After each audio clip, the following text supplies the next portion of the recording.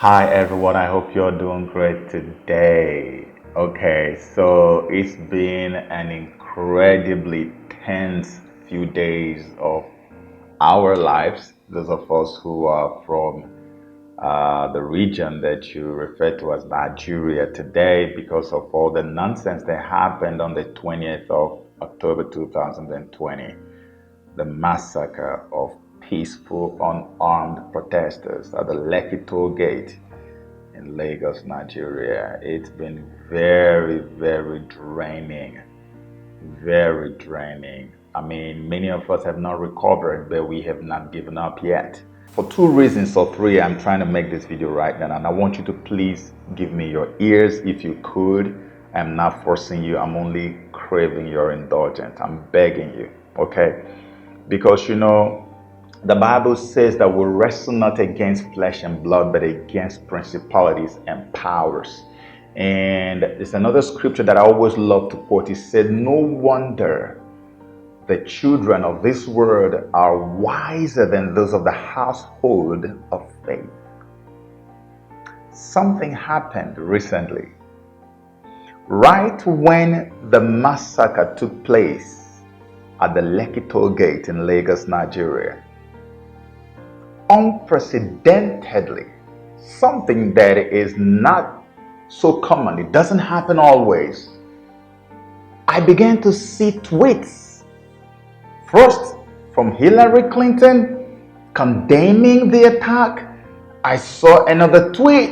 It was coming from, I think, her husband first, then before a write-up that was quoted as coming from Joe Biden. Or maybe the Joe Biden one came first before her husband, which is Bill Clinton, then sent out another tweet for the same issue. All of them suddenly showing so much concern.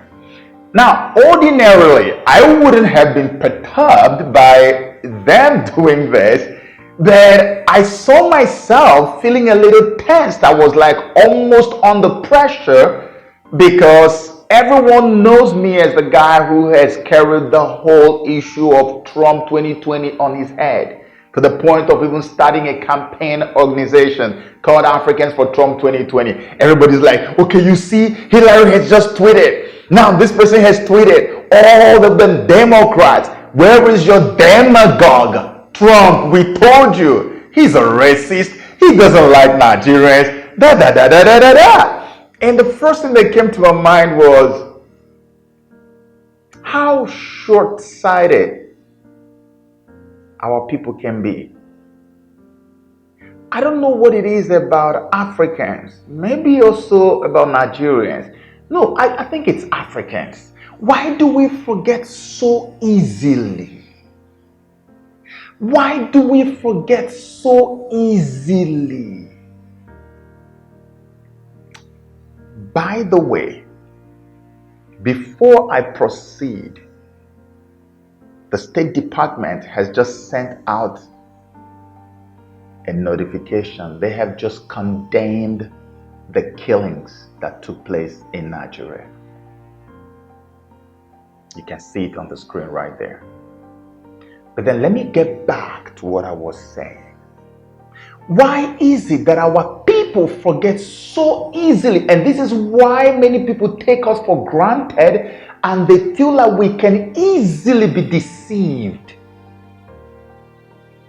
I have proven to you beyond any existing doubt anywhere that the regime we have in Nigeria today, which is actually what gave rise, what gave birth to what you now call the End SARS protests all over the country. The End SARS protests now that young, youthful Nigerians were involved in, against police brutality, against misgovernance, against Buhari regime's tyranny, open barefaced tyranny. Everybody, nepotism, corruption.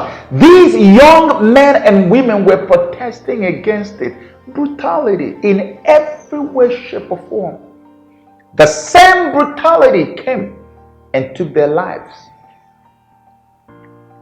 This is what just happened. Who imposed Buhari on us?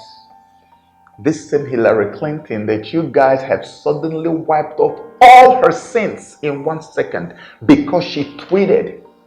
She fought so hard to make sure that Buhari became the president of Nigeria, even against the wishes of the mainstream of Nigeria's electorate. Many people wanted President Jonathan to remain in power because our lives were better under Jonathan. It was very obvious. Nigeria became the third fastest growing economy in the world, not in Africa. We even surpassed Southern Africa. Yet Obama, Clinton, Kerry, the Democrat Party's machinery landed in Nigeria and established APC and imposed Buhari on us.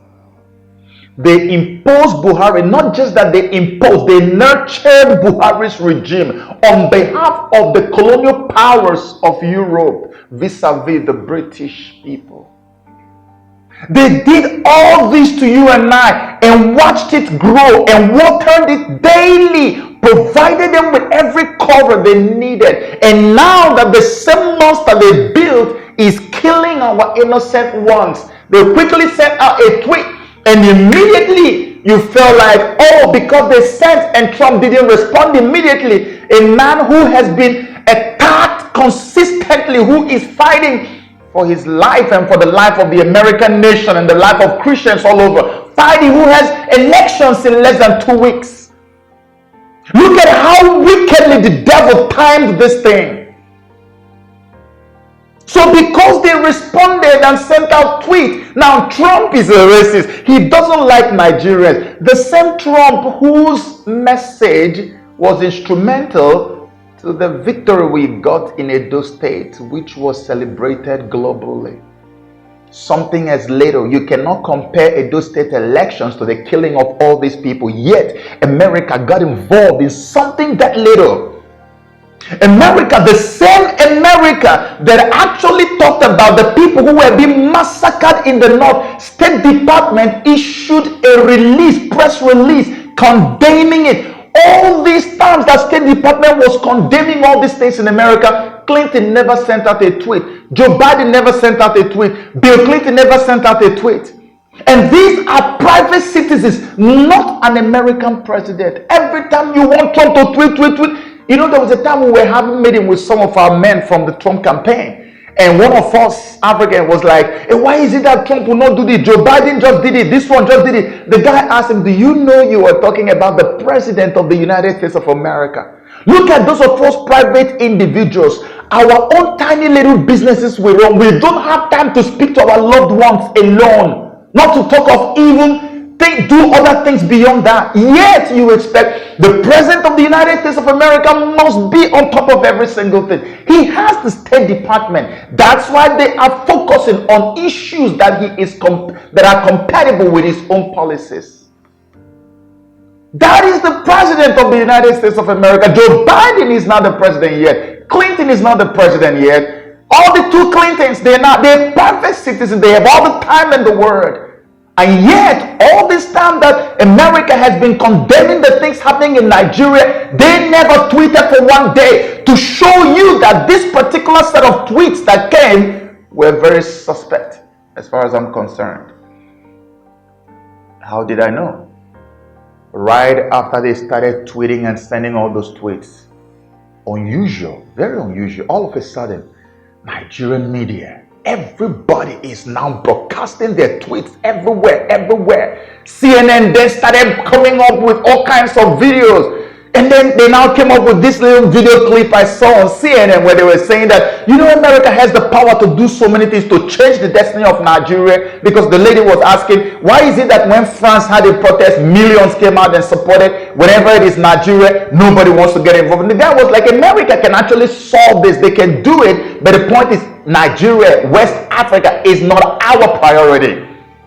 When I saw that, I saw it as a subliminal messaging that is tying to all those tweets that came from the Democrat Party, condemning it because they have not heard from Trump. Those things came out just to show people that, look, this man is actually a racist. He can help you, but he won't help you because he hates you. Because they know that whatever concerns Nigeria concerns much of Africa. So they're playing all these little games. And I saw it for what it was. I knew the State Department was going to respond. And they have responded. And guess what? When I reached out to our contact, our Trump admin contact, he asked me questions about what was going on. And I gave him all the answers he needed. And I sent all kinds of details. He asked more, and I gave them more details. You know what he told me? He said, let me get to work. That was when I knew that something much more than just a statement was going to happen. Let me ask you this question. Those of you who are referring to Hillary Clinton's tweets and Bill Clinton's tweets and Joe Biden's message. Of course, it wasn't a tweet because I didn't see it on his Twitter handle. You can go check that. I guess maybe somebody even wrote it for him. But those of you who are making all those references, when the United States of America made the decision to add Nigeria to the U.S. Special Watch List, did they send out a tweet or even drop a press release to condemn anything? They had already done that a long time ago, but it took them a long time. They went over all kinds of materials, did all kinds of researches, spoke to people, did interviews. When they were done collating all the information they needed, immediately the announcement came. The U.S. government, under the same Donald J. Trump, suddenly added Nigeria to the special watch list. And I have told you what that means. It means that every single move that country makes, America is watching. You are under their radar, intelligence radar. They check everything you do. That is why Nigeria became part of the target nations when Donald Trump actually signed the executive order against religious persecution. That's how we got involved in one of the nations that must be in focus in that executive order. Our people and short-sightedness, or maybe should I say short-mindedness. The pressure was so much. Everybody was reaching out. Brother Joseph, why has Trump not said anything? Oh my goodness, what's happening? I was even panicked myself. Something that I wouldn't have never have panicked over. I began to panic over it because I now started seeing all this. Oh, Hillary just did it. Oh, woo, Joe Biden. Oh, Bill. And guess what? All of a sudden, I was watching the TV. I don't know how many of you watch Arise TV from Nigeria. You can get it online. And I was watching Arise TV, and suddenly I heard a guy hosting a business program on the TV saying that they are suspecting that if care is not taken, that Nigeria might come up under the subheading of foreign policy during the debate that is supposed to happen tonight. Can you imagine what these guys are planning? So that when it comes out, it will look like, oh, Trump didn't do anything. He just didn't care because he doesn't like Nigerians. He doesn't like Africans. He already called them shithole. That's very unfortunate. You see where this was all headed? They were going to bring it up on foreign policy to talk about it. And when that is brought up, it will be like, oh, Trump didn't say anything. Look now, you see, he didn't say anything because he hates these people. We should not allow ourselves to be deceived. The pain and the anguish and the hunger and the horror that we are experiencing in Nigeria today, it was not partially imposed. It was fully, completely imposed, single-handedly imposed on Nigerians by this same Democrat Party that is now trying to become the champions of concern. You know, it was an emotional atmosphere. Whenever emotions run high, Democrats always want to dive in. And that tells you everything you need to know about the hold that the Democrat Party has on Black America today. Emotionalism. There is no tangibility there. All emotionalism. Oh, it's so emotional. Tempers are high. Everything is so tense. Now, in the midst of it, let's drop. Boom. You ask yourself, why have they not said anything? All through this while that Christians have been massacred in Nigeria. Show me one tweet from Bill Clinton or his wife condemning the killing and beheading of Christians going on under the regime that they foisted on Nigerians. None. But the man who has been consistent in condemning, in taking action, in setting up an international coalition against religious persecution when UN refused to do it, that same man is the one that everybody has come so hard on because he is campaigning, because he is late to condemn what happened in Nigeria. How can we be this cheap? How can we be like this? That's why I'm calling on every single person of African origin in America. You see, I have to be very honest, and I'm sorry that this video is taking a little time, but I have to be very honest with all of us. I've said this before, and I want to say it again. I do not in any way on earth think that Donald Trump is a perfect man.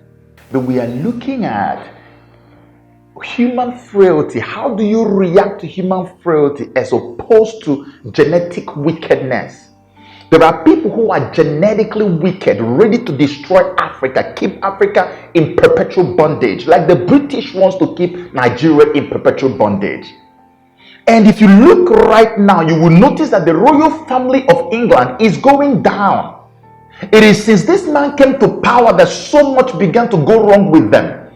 And I have said it over and over and over again. If those people don't go down, Nigeria will never come up.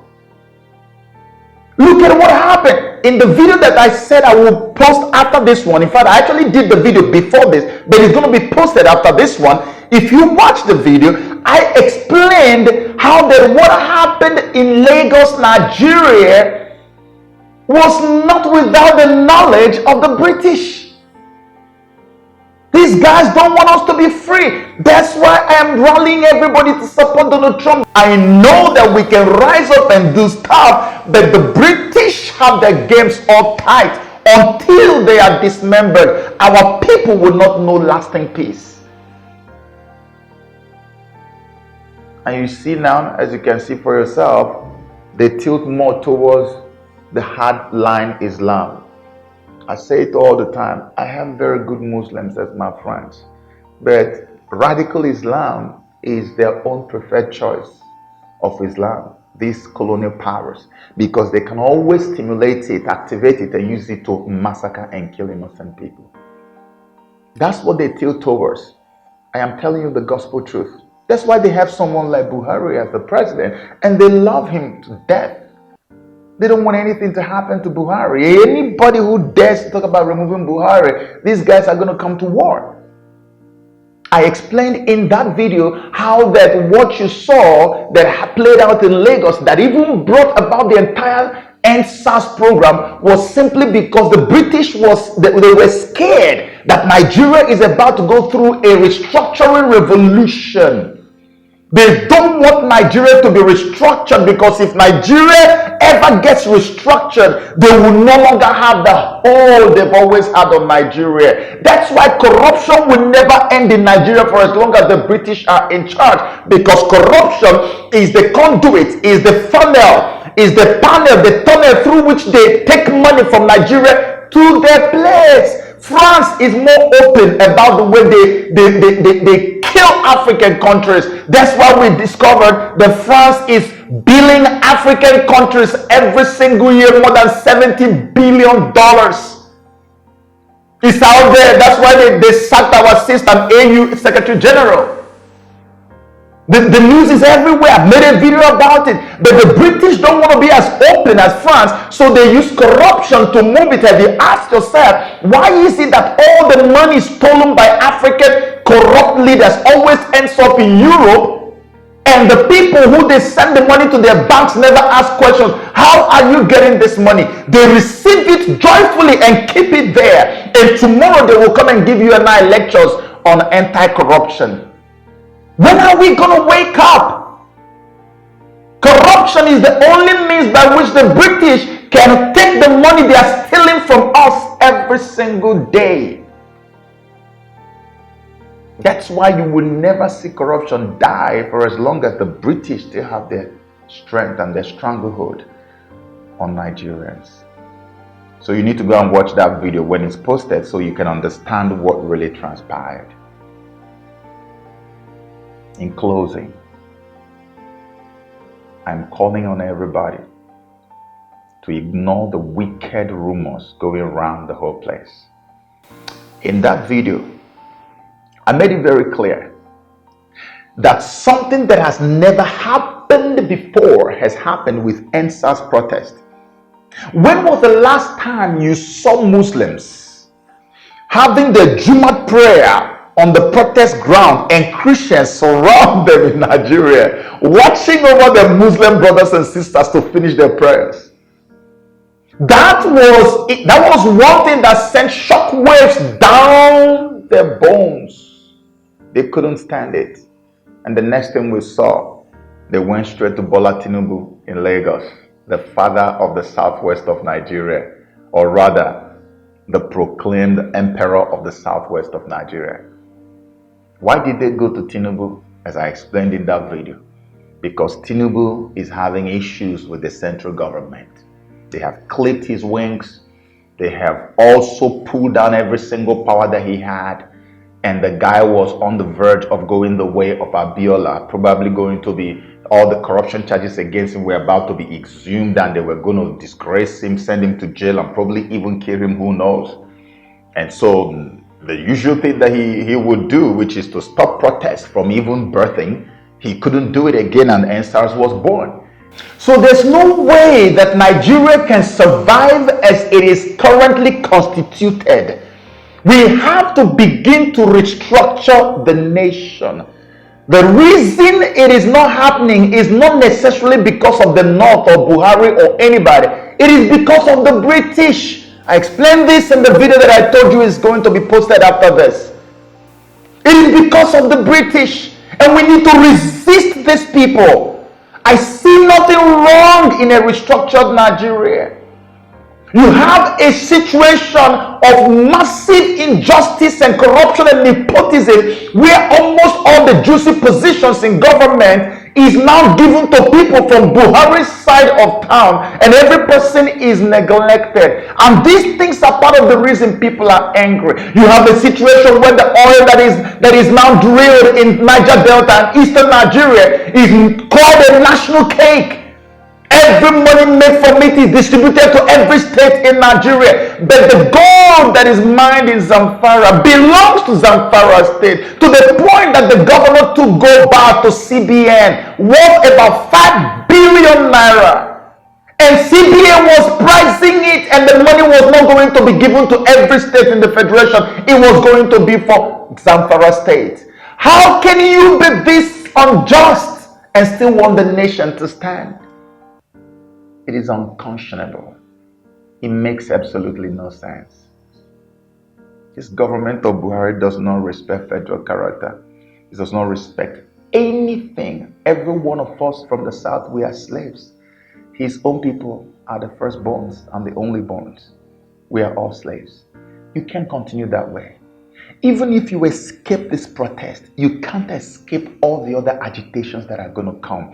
Something has broken in the realms of the spirit, in the atmosphere. So the only way to mitigate the disaster of cataclysmic proportions that is looming in the air is to immediately, right now, immediately begin to call people to Abuja. Let's get around the round table now and begin to discuss the future of Nigeria, the restructuring of Nigeria. That's the only way we can mitigate this. That's why the man is so confused after all the killings that happened. Going to 48 hours, many people were massacred. The president has not spoken to anyone. He doesn't know what to say. What is he going to say? He doesn't know what to say. So Nigerians need to rise up. Let this not be one of those things that when you finish, everybody will just go home and say, oh wow, it was so terrible. And then we end it. No, the momentum needs to continue. Even if we are out of the streets, we need to continue now to press administratively and begin to do some political pressure, political campaign to make sure we bring the destiny of the nation around the table and redirect it. Otherwise, all of us are going to be in for it. The nation will collapse and everybody will collapse with it. What just happened is only a foretaste of what could happen if we don't do something now.